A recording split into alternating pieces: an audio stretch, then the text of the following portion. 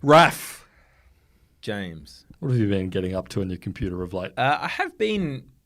Well, here's what I've been thinking. Right, so I have this a pretty decent like PC that I use as my golf simulator PC, and I'd like to use it for something more than that because I'm going to be perfectly frank. I'm not in the golf sim that often, and I've got like a 3070 Ti in there. I've got a pretty nice graphics card. Yep. This kind of gear. Why have you not been using the golf sim? So I remember this was a whole. You're updating me every week about what your quest to build your golf sim. It was one of those journey as a reward kind of situations, I think, where I just like. You wanted a little project to work on. Yeah, and now. The end result is you have a relatively beefy PC. Yes. And am I to understand your entire garage or half your garage set up as a golf sim? It's like a 56 square meter garage. I'd say of those square meterage, 42 of them would be taken up by the golf sim. And what's the rest of the footage used for? The acreage. Mower, tools, but crucially, workbench, no cars. No, the cars don't go in there. No, the cars don't. Like I call it a garage. There's no way for a car to access it. There's no roller doors? The roller door has been replaced by... This is why I was having this text conversation with BetterView, who are replacing it with a industrial, like 3 sliding door situation. Right, okay. It's fully converted into a golf sim that you don't use. Yes, but but as far as... I was thinking about, doing some... should I put some games on my computer? So that's what I've been considering with regards to getting on the computer. You've been contemplating maybe becoming a gamer. Yeah, just to, use that wattage.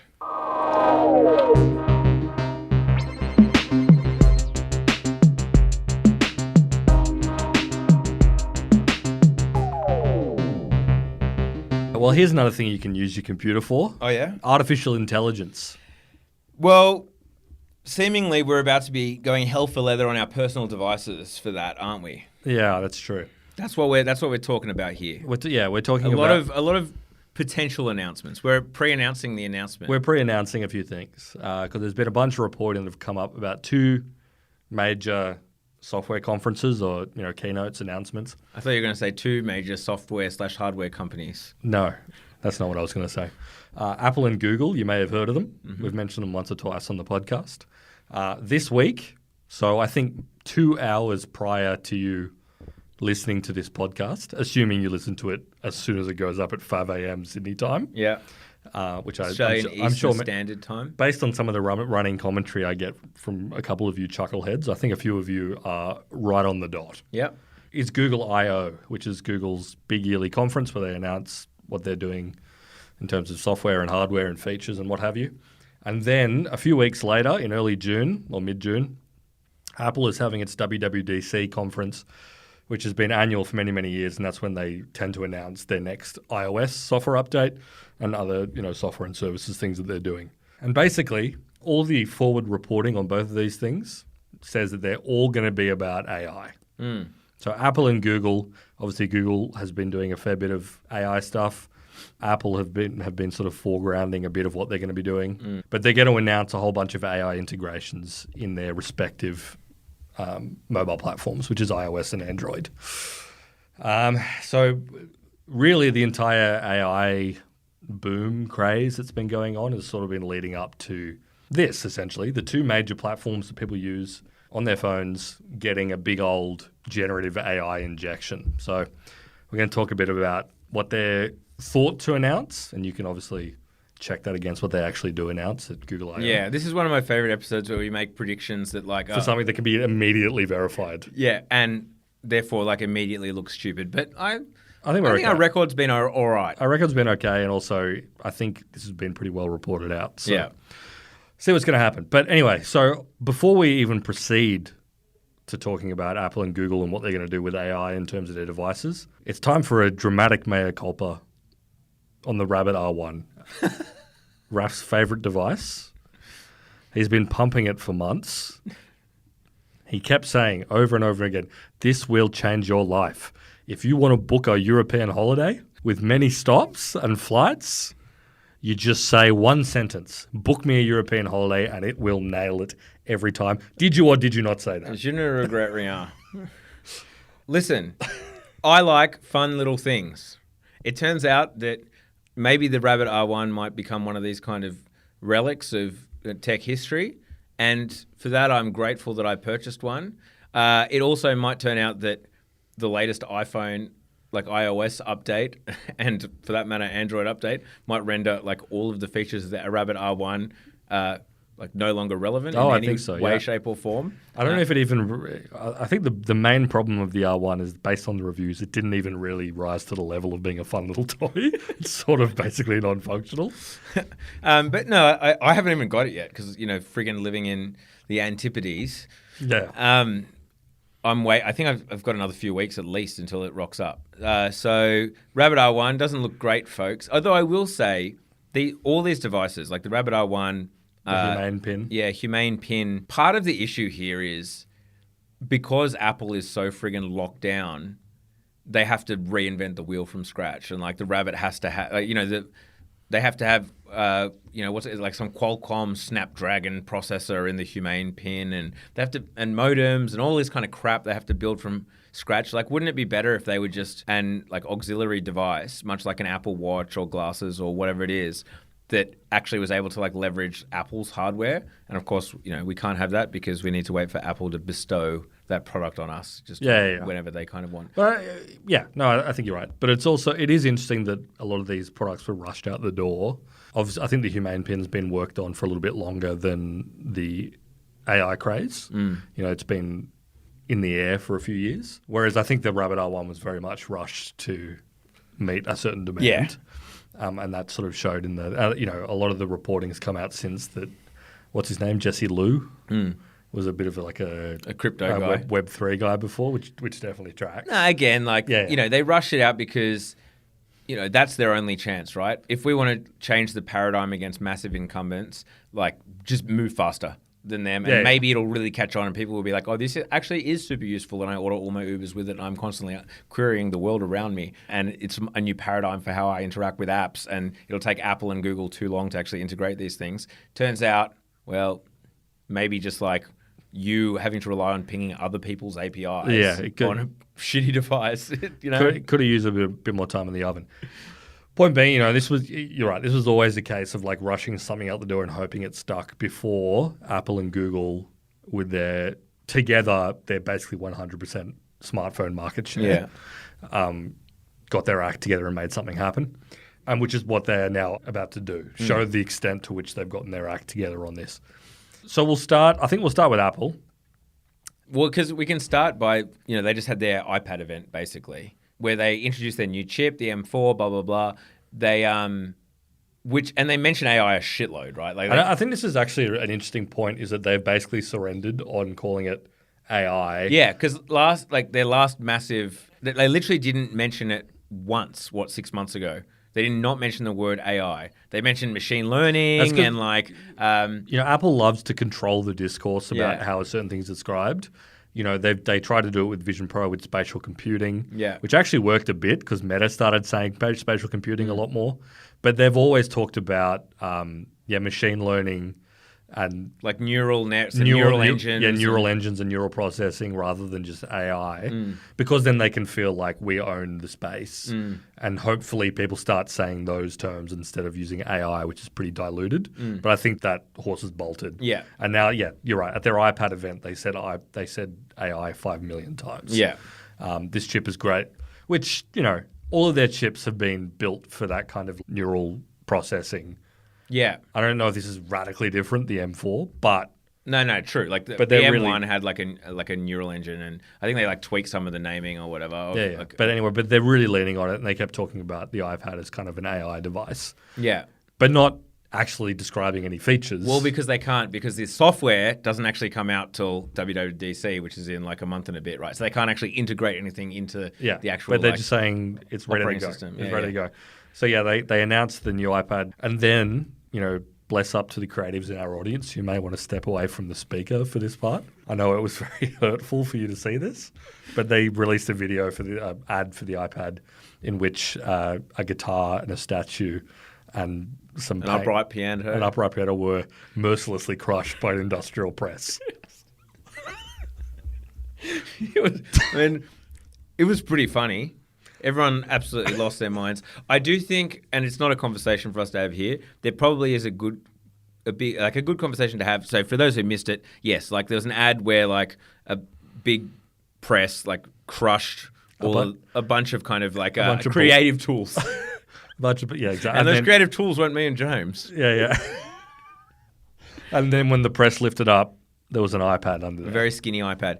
And like people lost their marbles, in particular Japanese people. Yeah, there was a few tweets pointing this out, but a lot of the replies were basically tweets in Japanese, and when you translated them, they were like very dishonorable.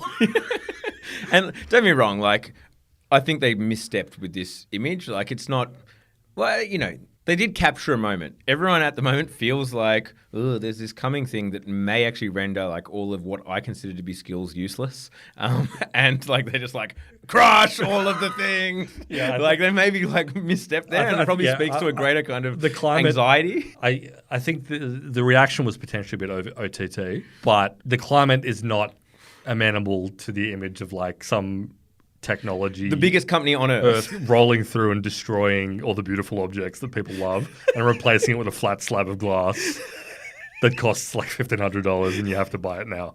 You know, people are not ready to hear that because you know there's some anxieties in the air. But they apologize for it and backtrack. Yeah, which I'm surprised. Which is interesting. Yeah. They should have just. If I were them, I would have just gone harder. Right? Never apologize. Never back down, never surrender. Except for the fact that apparently, like, this ad was supposed to run like internationally on all TVs, and so they had to like, pull that. Yeah, totally. Anyway, so that's the staging ground. But on the Apple front, there has been a lot of signals about what they're doing in terms of generative AI. Yeah, you know, they have really been chasing the dragon because, and this is courtesy of Mark Gurman at Bloomberg, who's reported on this a lot.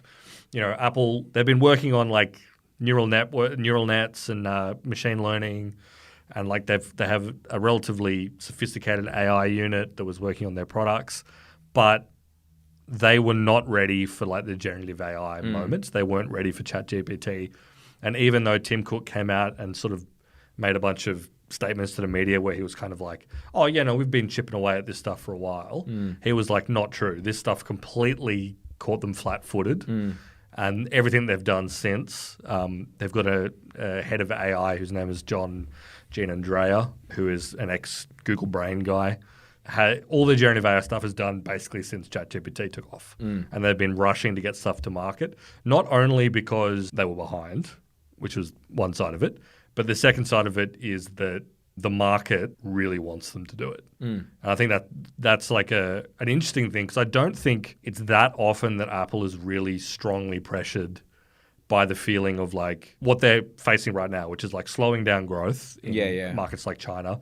Obviously, they just had an earnings, which wasn't terrible, but it also wasn't great. You know, revenue decline. Where are they going to find their growth? And the investors are obviously knocking on their door and being like, what the hell are you doing with AI? What are you doing with fucking AI? And LLMs and ChatGPT? And I think Microsoft and Google are pumping. I think that's kind of rare for Apple to be in the position where like they don't have complete control over where they think they're going to invest or do stuff, and they're experimenting with new products like the Vision Pro and what have you. They have their that's actually a good point because it's like their narrative at the moment is the future of computing is VR, spatial computing and Vision Pro. And as you say, like that has fallen incredibly flat. Maybe that's the wrong word, but like there is no, as we said, I think a few weeks ago, you said like you don't really hear anyone talking about the Vision Pro at all anymore. No, it's just kind of gone. And if that's like our narrative is that we own the current with the iPhone and the handheld devices, and we're going to own the future with ... Like if you ask anyone to fill in that kind of statement, including probably an LLM, they'd say AI, but they're saying spatial computing. It's like this headset thing. The market, you're right, which is why Apple's also down this year, like 4 or 5%, something like that. Yeah, like they are And we've talked a few times on the podcast about them no longer being in sort of like a position of absolute power. But yeah, they're not dictating the narrative. No one really believes that the headset is the future yet. Right now, it's AI, and they're not doing anything in AI. So now they're about to prove that, yes, here's what we do in AI, so you can, come on, pump the stock again. Let's keep it rolling. Keep it rolling. Yeah, we're doing the hot thing that everyone's talking about. Which, yeah, so the story about what they're actually going to announce that's been sort of like drip-fed over the last bit of while. Like I said, Mark Gurman at Bloomberg, who's like a big Apple insider, always reporting on this stuff. He's been on the case about, and his story has kind of changed repeatedly, which I think is less a reflection of him as a reporter and more on just Apple not really having a whole lot of internal buy-in about what exactly they're going to do. Yeah. They're sort of ping-ponging about. But this is what they basically are suggesting is going to happen. They are going to roll out a bunch of new AI features as part of iOS 18. So there's a few different layers. One is like what people have always said Apple are going to be good at, which is like AI processing that's on your device. So it doesn't need to get beamed off to like a server, and Apple gets to keep its like privacy reputation with a local LLM that Apple has built. And the suggestion seems to be that will be for things like giving you text message wraps. Yeah. You know, here's what happened in the group chat while you were gone. Here's what happened. Like, yeah, here are some points of what happened in the group chat, which, you know, whatever. There are certain circumstances where I can feel like this sort of thing might be useful. You know, I don't necessarily want a group chat wrap, but if it can present me information in a way that's quicker or more useful, I don't know, I'd have to see it, but whatever.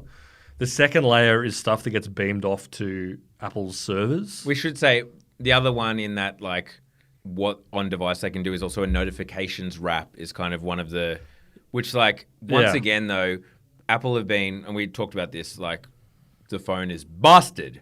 How you get so many notifications that they needed to start like sorting notifications, and this is yet another attempted band-aid for the problem of their own notifications. And like everyone has these convoluted notification kind of systems or whatever. It's like we need an LLM to like let you actually know the notifications, which, I mean, you know, it is what it is, but it feels like maybe that is actually a really good use for them. It's like you can work out the ones that I need to ignore and then present the rest in like a nice quick wrap rather than a million. Yeah, although I don't really, I can't imagine, like you've got 86 WhatsApp notifications and then a bunch of apps you've never used forever are like giving you push notifications for some reason. Well, yeah, it was what we talked about a few months ago where it's like Apple have created the problem of like a completely fucked notification setter. And they're like, we can solve that with AI. Yeah. It's like, well, it wasn't a problem until you made it a problem and let all these fucking companies by default send all this insane shit to me. Yeah. But anyway, so there's that. The second layer is like stuff that they are actually doing in their own data center. So having to ping it off. And that seems like Siri improvements. Yeah, I mean, I don't know if that's like, you know how your phone makes videos of like meaningful moments in your life or whatever? Yeah. Is that happening on device or off device? I'm like categorizing what's in photos and whatnot. See, I'm not sure. I could feel like that's iCloudy. That goes off. I'm pretty sure that when it goes like this is a dog, I think that's going off based on like the hash of the image or whatever. But that's like level 2 where it's presumably going off to their servers. Their servers, which is like Apple still controls it. And there was reporting that they are building out data centers which don't use custom chips but are using Apple's kind of like M4s basically. Like they're whacking their own Mac chips into server hardware to run generative AI. Yeah. Which again, it's just like, it still has the feeling of like, oh, fuck. Yeah. We have to build this shit because the market wants it, but we don't have enough time to build our own. And will we want to do that? I don't know. Let's just like build racks and racks of servers in our data centers that can, I don't know, process photos. Yeah, inference, right? Run inference kind of shit for like hopefully cheaper. Then there's like level 3, which is we send it off to a third party. We send it off to a third party, and this was also reported that Apple has basically come to an agreement with OpenAI. Yeah, reporting has suggested, well, more recently, chats with OpenAI. To me, it feels like it should be Google and is going to be Google. There's not been any really real reporting about where this will be on the iOS, unless you've seen something I haven't. I haven't seen any specifics about how are we going to like interact with this chatbot. The obvious feeling is like Spotlight, right, where you like slide down your phone and then you can type. I usually use it for searching for apps, but you can use it for web search, and it does integrate with Google as part of the Apple-Google deal that we've talked at length before. Google give Apple, well, at least in 2022, they gave them $20 billion to be the default search engine in Safari and on iPhones. Anyway. And that's as a reminder, that's also part of the classic Apple being like our services revenue. Look how juicy it is. Yeah. Because of much thanks to us paying Quentin Tarantino. I don't know. No. They haven't paid Quentin yet. Scorsese, whoever, all your mates. Scorsese, all my mates. The services revenue comes from people buying gems in apps and the $20 billion a year they get from Google to remain as the default search engine. Yeah, and so from my perspective, I just them using OpenAI for that stuff. It feels off to me. It as I said, that is based on here's what it's based on. They currently use Google as the default for their search engines. Google has the scale and the ability through their own fucking AI infrastructure, TensorFlow TPUs and whatnot, as well as their own technology to be running huge inference at scale that Apple's going to require. There's more than 1 billion iPhone users. That's a fair bit of data. Currently, also Apple use Google Cloud or iCloud storage. Where they're basically just on-selling Google Cloud for your iCloud storage. To all of a sudden use OpenAI presumably on Azure, with Microsoft, feels I don't know. It just feels like it's not the obvious choice. So the current reporting is that they are basically in the process of inking a deal with OpenAI, but talks are still ongoing with Google for Gemini. When I read that, I was like, what is this going to look like? Is their idea that iPhone users would have a choice of what fucking chatbot to use? Because again, I think this is really important to underscore. I don't think there are a huge number. There would definitely be users who want this. They want system level chatbot. And they would be, people who are relatively engaged, like the AI stuff that's going on. Yeah. But I think it's really important to recognize that the vast majority of iPhone users don't really give a shit about this. No. That's the other thing. What does this actually look like? Do people want to be able to... Don't get me wrong. We're both heavy AI users, right? I use it all the time, but I'm also not an average user at all. No, totally. Yeah. And so, is this instead of your Spotlight pinging Google, it's going to try and give you a chat-based summary? What does it actually look like? I think they'll probably go some way to letting us understand. Is it just a better Siri? Yeah, because definitely making their Siri improvements on that second level of whatever Apple stuff's going on, where it's, we're going to have our own LLMs are running on our servers. They get pinged. They're not going to a third party. That's probably what Siri is. Yeah. But it's also I think it's very clear. There are two ways that this can go in terms of why Apple is going third party for this. I think underlying all of it is obviously I don't think Apple have a chatbot that is as good as ChatGPT or Gemini or whatever. Yeah. That's for why would they have or that even when they started developing it a year ago, essentially? Why would they have one that's better? So I think that's true no matter what. But it's also the case of on the one side, you have Apple are kind of we just don't want to be responsible at the end of the day for what a chatbot tells our user. We want to keep it 10-foot pole away from our core services, but we know that some people want this, the market wants this, we need to have it. So let's just work with a trusted third party. But that keeps us distant in the same way as if you did a Google search via your phone and it gave you the wrong information, Apple could be well, that's not really our problem. Yeah. Whatever, who cares? We'll just leave a disclaimer that's GPT has where it's please check your answers. Yeah. The other side of it, which I think is potentially interesting as well, is that Apple doesn't want to pile money into chatbots on the understanding or their belief that it's this is not going to be a lasting way that people are interacting with quote-unquote AI. ChatGPT is not the end state of this, so we don't need to waste our time on building a fucking chatbot. We're just going to work towards, our understanding of what AI is, what machine learning is, and then hopefully it'll come out in the wash down the line when everyone starts doing their own thing. We don't need to be sitting here working on a chatbot and getting stuck in that arms race because it's going away anyway. Yeah, but at the same time, they do need to somewhat integrate it into the operating system because the flip side is if they don't have some kind of integrated chatbot and OpenAI, has an address book feature and, starts being able to read your WhatsApp or whatever it is, or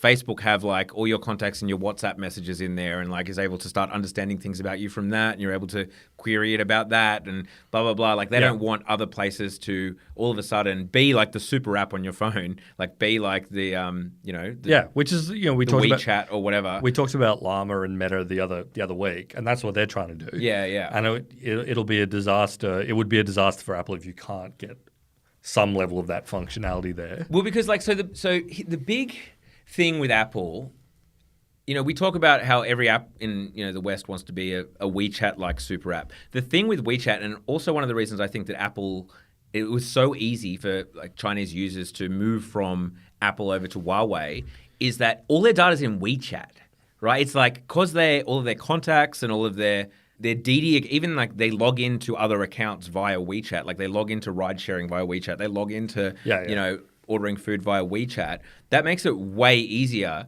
to just switch over to a friggin' Android, log into WeChat, and you're basically back where you started. Yeah. Because, the data's with this kind of super app. So I would say that, like, that is one of the pressures facing Apple is like, yeah, sure, right now no one's giving ChatGPT their friggin' contacts book or whatever, or ordering Ubers. You can order apparently a DoorDash via your Rabbit R1, but it will give them the maximum tip.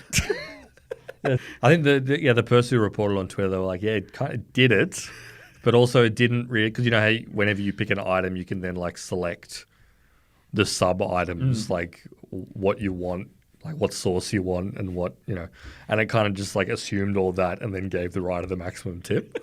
And it was like, well, it kind of worked, but also did a bunch of crap I didn't want it to do. Yeah. But there's. I can see why Apple are like, oh, we kind of have to do this because who knows what OpenAI is going to like implement as a feature. They've got like more money than God in the next year before our next update or whatever. So yeah, keep them close. It probably makes sense, and obviously they are the best in class, at least in terms of people's perception. And GPT-4 is still up there, among the best. So, but again, it comes back like I just don't understand how this is going to be implemented. I mean, I was trying to think of an example of Apple doing a real deep integration with a third-party company, apart from Google, which has been integrated since day one. And there's also, as we've kind of talked about, a very testy relationship. They've come to blows over numerous things, but, they still stick with each other. Like we talked about how Microsoft has apparently for many, many years tried to be like, hey, man, we will pay you $20 billion, make Bing the default for search. And Apple's been like, no. But now, given that OpenAI is, functionally basically like a Microsoft business, they're kind of getting in through the back door. Then like, now our product, OpenAI, is going to be the default. Yeah, and I will say like what OpenAI has that Google and Gemini and whatnot don't have nearly as well is the voice stuff. The kind of multimodal. I know Gemini has some of it, but it doesn't have the like open up a chat, be able to kind of speak to an AI. It recognizes when you finished your sentence, this, that, and the other. I don't know how much that they're not going to wholesale replace Siri with that, obviously, but I wonder if basically the kind of and OpenAI are talking about having like a more integrated multimodal, multimedia kind of bot that you can talk to and ask it to generate images and this kind of thing. Yep. I wonder how much that roadmap might have something to do with attracting Apple to it. That said, I am still putting my cards on the table. I just think it's going to be Google and Gemini. That could sound, listen, you're listening right now being like, you fool! You absolute idiot. Of course it was always going to be OpenAI. Well, and the other complicating factor, which is just an unfortunate part of when we record our podcast, is that OpenAI are doing their presentation tomorrow, which is also, it's not going to be announcing GPT-5, but they're going to be announcing something. There's been lots of like speculation up in the air, but it may go some way to explaining why Apple have elected to go with them allegedly. Getting back to my earlier point about the last time I remember them working with a third-party company was when they integrated Facebook and Twitter logins. Like you could open up your settings menu on iOS. This was 10 years ago probably. And you could log in with your Twitter account from the settings menu using the API, and then that would let you share to Twitter and share to Facebook from anything on your phone. This was before they launched their own proper share sheet system. And eventually, they pulled it when it didn't make sense anymore. That's the only other thing I can think of. But again, I mean, I think about it does sort of like stink of the desperation of We need to grow. We need to project that we're growing and show that we're doing something innovative. We don't have the tools to make this work, and everyone's talking about fucking chatbots, and we need to have a chatbot. Everything is chatbots now. But I mean, like the features I want with AI is to be able to, well, there's two things really, or three things even. One of them is I can see an LLM being helpful with Siri, not like replacing Siri, but like obviously Siri is capable of doing lots of things and like doing shortcuts and trigger, and you can make shortcuts out of basically anything. Like a shortcut on your iPhone, you know, you can turn friggin' tweeting into a shortcut if you really want, whatever it is. And all of that you can somehow friggin' manifest with whatever incantation that Siri requires. And it should be something simple, but it never is. Siri, as everyone knows, Siri just doesn't really work for anything more complicated than setting timers. Like I have smart blinds in my house. I've occasionally, probably 1 in 10, I reckon, I'm able to make them go up and down with Siri. Most of the time it'll be like, you don't have a TV in your kitchen. And like just doesn't understand me whatsoever. Putting an LLM between me and Siri that knows, it's like, look, here are all of the things that actually work. Here's how to open your friggin' blinds via a shortcut with Siri. And the LLM can just like translate what I say, which is put the blinds in the kitchen down, close them, and it can turn it into like for kitchen, whatever Siri wants me to say, which is God knows what, it can like translate. That is a good use case potentially for an LLM. I don't know if they're going to do that because that also feels like that probably needs to go to the cloud to like ping a proper LLM of that size. Maybe, maybe not. 2, like better video and photo search. Like give me that video of my daughter where she was wearing the red dress and this, that, and the other. Oh yeah, like that. If they could have that executing properly, or like, you know, Raf in the group chat. Yeah, well, that's the third. At some point said X. Yeah, he said something about Ford. I think it was about Ford. It might have been Holden. Something about a car that looked really cool. Or someone dropped a screenshot of a message that was kind of about this. Yeah. Right? Like that would actually be a measured improvement in my life if you could make that work. Yeah. Because otherwise, many times I've been like, someone dropped this really funny fucking picture, and I'm just scrolling through. 'Cause, you know, you could look at all images in like a chat or whatever, and just going through. If they could do and links as well, like scrolling through frigging links. Yeah. That's what you want. If you could, that stuff would make a market improvement in my life. I don't think having system level ChatGPT integration or whatever they're going to do is going to be that much of an improvement, aside from being like an onboarding tool for OpenAI. Yeah. Like, sure, it might introduce more people to ChatGPT, but what is it going to make? Is it going to... Yeah, I mean, other than the idea that like people just get used to using their iPhone that way, and so never do bother going to OpenAI or going to Gemini or going to a third party and installing a third app and being like, oh, I expect my phone to do it, and one day they'll make it. But in any case, if this is what they're actually doing, it strikes me as a massive gamble in a sense. It's like you are... Obviously, this is contingent on how deeply they integrate it or what they actually include. It could be really minor. But like attaching your future to what OpenAI are currently doing. Well, yeah. When we saw Microsoft have a complete freak out about this like not 6 months ago. Yeah, well, exactly. You know, I mean, there's the bizarre sort of instability and chaos at the company itself, which we've talked about ad nauseum. But there's also the fact of like, you know, a lot of people have been talking about are the performance gains going to be measurable in the future? Is this LLM thing going to keep cruising at its current kind of like growth and altitude? Is it going to run into a wall?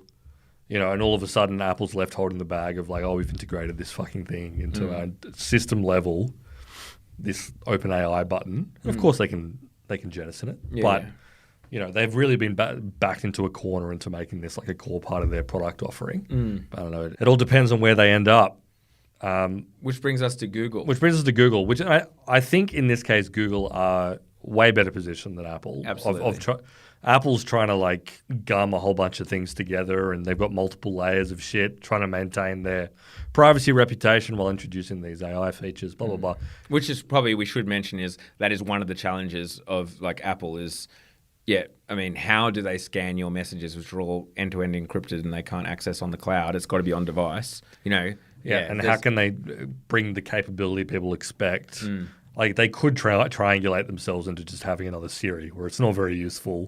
But it's ever present and sort of just like shoved in your face all the time. Yeah, and that they can't really improve because they can't access any of the actual metrics or usefulness of it because of all of the encryption and privacy focus.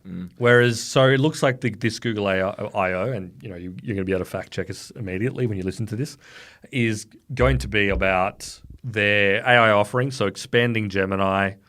They're probably going to talk about how they're integrating Gemini into their regular search. That's apparently one of the things that they're going to be going on about. But then also they're going to be announcing the next version of Android, which is going to have some AI integrations. They're going to announce. They may not announce the next Pixel, but the Pixel software. This is just like the confusing array of things that Google has going on. And what's the Pixel? An expanded Pixel assistant called Pixie, which is going to be Gemini powered most likely. But the reason I think that, and both Raph and I have been thinking about a little bit, that Google is in sort of a good position here, is that they do have a lot more active touch points into your life.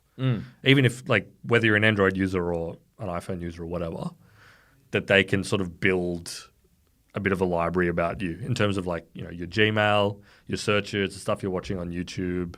Yeah. There seems to be a lot more natural ways that they can prompt you with some LLM-based your calendar, things. everything in Google Drive. Exactly. And, Apple have some of these things. Obviously, they've got iCloud. But again, so much of it is encrypted and Apple actually don't have access to it. Whereas Gmail from day one, that's the contract you sign is by the way, we are reading all of your shit. Yeah, to send ads to you, basically. Yeah, but the benefit of that is you could ask Google to write an email in your tone and it would fucking nail it. Whereas Apple would be like, I don't know. Yeah, exactly. I haven't been reading it. Yeah. I have iCloud Mail, but it's basically become my shit inbox where I just sign up to things. I do the opposite. My Google's my kind of shit inbox Right, okay. and my iCloud's my clean one. No. I use my Gmail as my clean one. Every time I look at my iCloud inbox, it's just it's hell in there. It's it's a real every venue that I've been to in Sydney, these bizarre little services I've signed up to do one thing. Services I signed up to 5 years ago that have since been sold to a Russian spyware operation and are still emailing me. And it's getting hundreds of emails per day. It's not good. No, that's exactly the same. Well, hopefully Apple is not going to integrate into my iCloud inbox with its fucking OpenAI. Anyway, but I saw someone talk about an example of what if you could, on your Android, you could watch a YouTube video of a recipe and be like, hey, can you take this recipe and prompt me through it on my phone? And because they've got the transcript already, it's probably already fed into Gemini in the back end and trained on it. It can just walk you through that recipe on loudspeaker as you cook. And I don't know if I would personally do that, but I was like, that would be useful to people. Yeah. If there was a seamless way to do it. But Google, you could do easily ask, as well as it's worth noting, as I said, they have the cloud infrastructure, right? They allow other people to use their cloud infrastructure. What that means is they have data centers all over the world that is capable of running friggin' Google for one, at super fast, uses AI already at enormous scale. They, as well as all of your data, they're in obviously a way better position than Apple is, who doesn't have the infrastructure at scale and doesn't have all of your data, at least not in the same way that Google does, and hasn't been collecting it in the same way that Google has, as the foundation of their actual business. So even just asking again, same thing, what was the email I got, or these kind of questions. Google is a much better place to do it and do it quickly. If you're talking about pinging the cloud and rather than doing it on device, Google are going to be the fastest at that. That's basically been their job, right, for 15 years, is deliver information from the cloud incredibly fast. Yeah. And this is obviously we've talked about, Google's struggles with AI in the past in terms of balancing their existing search business. This is kind of all separate to that. And it sounds like they're going to make an array of announcements in terms of how they're enhancing search with Gemini results and what have you. Well, this is the interesting thing for me, right? It's as we've discussed, we've probably reached peak search in that, for a point in time there, for a decent fucking chunk of time, Google made an absolutely insane amount of money from creating maybe the best business model that ever existed in the form of Google search. Yep. It looks like there's at least competition now, and not in the way that's being attempted to do literally exactly the same thing but worse. It's here's a new way of doing search. We've discussed this ad nauseum. There is a challenger there. And if, you can do search in your friggin' Facebook or your Instagram and basically any app you're in, you just expect to be able to get answers on the go like in group chats, you can ping your Meta AI or whatever it is. Funny aside, well, this not funny, but in one of my footy tipping group chat, the boys were trying to get it to generate images of like degenerate gamblers, and it kept on making everyone Asian. Which This is Meta. This is in the Facebook this is Meta Llama? one. This is Yeah, like, right. See, it just kept on, and it was like, why did you make everyone Asian? And it's like, sorry, here is a more diverse image of a bunch of degenerate gamblers, and they're all Asian again. This is the kind of thing Apple probably doesn't want to deal with. So, well, this is exactly. We're talking about Apple not wanting to be like part of. They would definitely be looking at everything that's come out of this stuff and being like, we just got rinsed for a real ad. Yeah, exactly. Where we crushed stuff with a fucking press. That went through 9,000 people okayed it. Imagine an image that no one has okayed. Yeah, exactly. And we have the Gemini thing. Obviously this hangs over it as the Gemini has had a very rough launch. Yeah. But sorry, I should finish my thought. But yes, the search thing. So they're experiencing challenges for there. There is potentially like a massive structural disruption into the search business. They got to look to the future and say, what are our competitive advantages? Fortunately, all of this stuff, as I said, has kind of been leading to two things. One, they have the global infrastructure to be able to run AI inference at scale, which no one else really does. And two is this Pixel thing. It's like, well, if they can integrate AI so well into their phones, they've had a crack in the past at being a product-led business rather than a horizontal services business, and it didn't go too well. But like, is now the time that they flick the switch and say, like, you know what, we're just going to compete head on with the friggin' iPhone. Yeah, and we're going to take them down because there's a paradigm shift here, and we're going to do AI 400 times better than they are. Yeah, and I think that there's a few indications that they might be thinking that way. One, The Verge reported of an earlier sort of like internal reorganization at Google. Very exciting. Everyone loves hearing about structural reorgs. But one of them was putting the Android team and the hardware team in the same group, essentially, working together, which is interesting because, the whole Android model has been, yes, we have the Pixel, but the Pixel is the flagship and it's kind of meant to demonstrate what Android can be, but we don't prioritize it necessarily over every other handset. Yeah, we don't want Samsung to think that like we're making Android for the Pixel. Android is for everyone, and the Pixel is just using the same thing that Samsung can kind of get to. And we're just showing what it can do, when it's in full alignment with the software and demonstrate, but we're not taking away from the Galaxy. Whereas it's kind of like, if they do want to lean in and be like, all right, we're going to fucking demolish Apple, here's a chance for us to do it, it will require them to kind of lock down and be... Doesn't necessarily mean abandoning the open source Android thing. They're obviously not going to do that. But be like, actually... We're making Android for our phones. Like, Pixel is the best it can possibly be, and it's super integrated with all the cool AI assistant stuff that we're doing. Pixie, whatever... I shudder to think what Samsung's AI assistant is going to be like. I assume it probably already exists. Yeah, it's called... It's got a name. I've forgotten. It's called Samsung Inspire. Bixby. Samsung's Bixby. Samsung's Bixby. I don't know. Is it going to be a big dog that goes up against OpenAI and Siri and Pixie? Pixie versus Bixby. This could be one of the great clashes. Yeah. But yeah, as you say though, like, so Google have all of this data that they have to make, as well as the hardware integrated. And this is kind of what I was saying before. The Humane Pin would be way better if it could just access the iPhone and leverage all of the iPhone's features. That's what Google can do. That is what Google can do. Like run the software and the hardware, make it all, as well as it already has all of your friggin' data.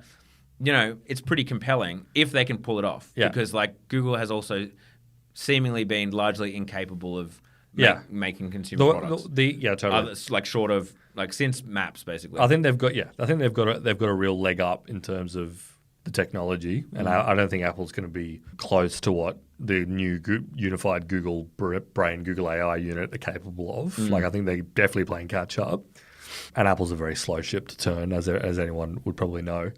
But the advantage that Apple has, at least currently, and as I sort of perceive it, is that I think they have a much higher chance of finding the one or a few narrow use cases where AI, LLMs, whatever, are actually going to be useful for the vast majority of their users. Like, I think they have a good chance to sort of crack the egg of finding, like, all right, this is sort of the thing that our users actually want, and this is the narrow circumstances in which it's going to be accessed, and we know the way people actually use their phones and engage with it on like basically a user interface, but also like cultural level. Totally.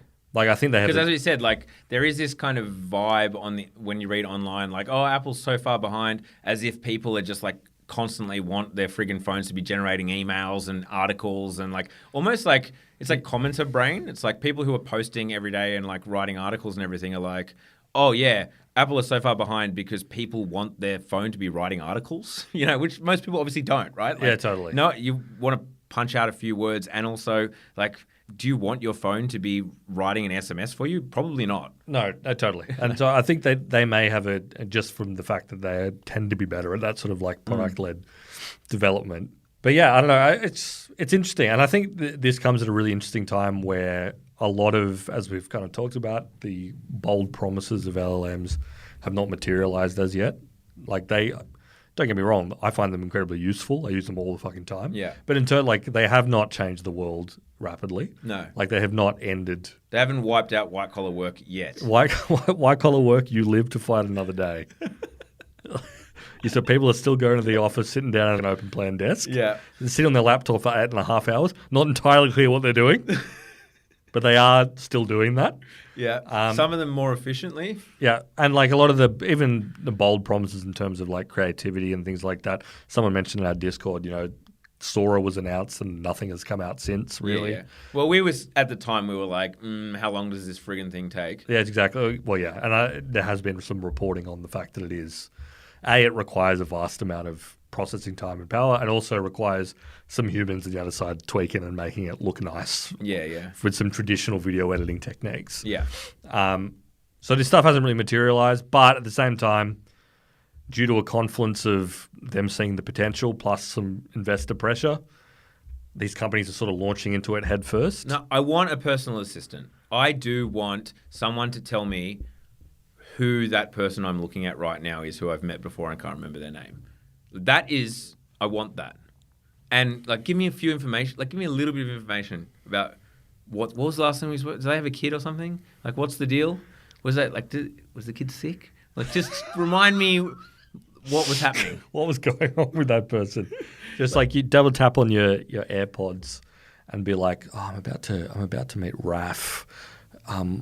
He was talking about his uncle. I literally bumped into an old mate the other day and I was like, I heard you've been working, like doing some DIY. And like, I thought that I had, and there's like, you mean I've been doing some new music? And I was like, yeah, DIY, a bit of the old music stuff. Imagine if your AirPods went into your ear and were just like, he's been working on new music stuff, no DIY. Yeah. If you're about to come out and ask about DIY, not happening. Also, his uncle is very sick. Don't mention the uncle. That's what you need in your life. Yeah, we all want this. Then be like, do you want me to email that tradie, by the way, to confirm? See, how good would that be if it's like, because seriously, how often on you, I'm talking to you, dear listener, how long do you have on your list to be like, I have to email the friggin' mechanic because the sunroof no longer opens? Like, it was working fine until I took it to my like yearly checkup. Like, I got to friggin' email them and be like, just what's the deal there? Book me in again. I need to get a quote for this kind of crap. A more dynamic sort of to-do list could be good. Oh, even if I personally don't want to be talking to a robot, but if there was like some way you could inform just my fucking to-do list. Oh man, if it just popped up in the morning and was like, reminder 1, you got to send this email. Here's the email send. Yep. Oh, bang. Yes, please. 3 list. You just go. Talk to the mechanic about the sunroof. Bang, done. Ask Raf about his sick uncle. Bang, sent. And reply, whatever they say, just say like, oh, damn, sounds bad, man. Next one. Buy a new toothbrush. Yeah, and do it. Bang, bang, bang. How productive is that? It's 6:05 and I'm absolutely flying. Most people, 8-hour days. Me, 3 days in one. Hell yes.